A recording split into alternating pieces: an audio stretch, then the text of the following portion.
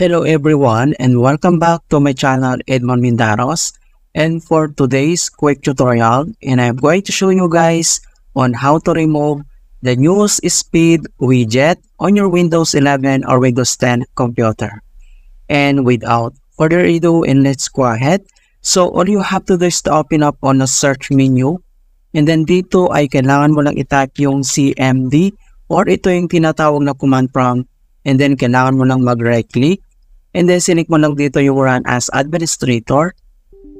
If you receive user account control, and then click mo lang tong yes.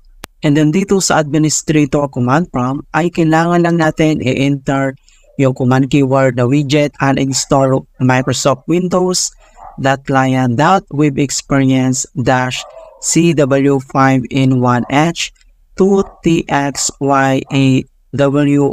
So kailangan lang natin yung i-copy. So, copy lang natin yan. And then, kailangan lang natin i-paste dito. Kung paano ba natin yan i-paste. So, dito lang sa taas, kailangan mo lang mag-right click. And then, select mo lang dito yung edit. And then, click mo lang itong paste. And then, next step ay, press mo lang yung enter. And then, wait natin na ma-complete. Okay. So, na-complete na po siya. And then, wait natin for another one step.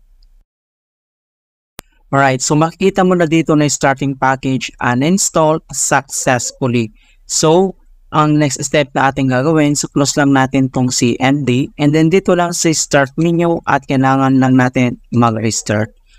Ayan, so ganoon lang po kasimple on how to remove news speed widget in Windows 11 or Windows 10. And please don't forget to like this video, subscribe to my channel for more quality content. Thank you guys, and see you in my next tutorial.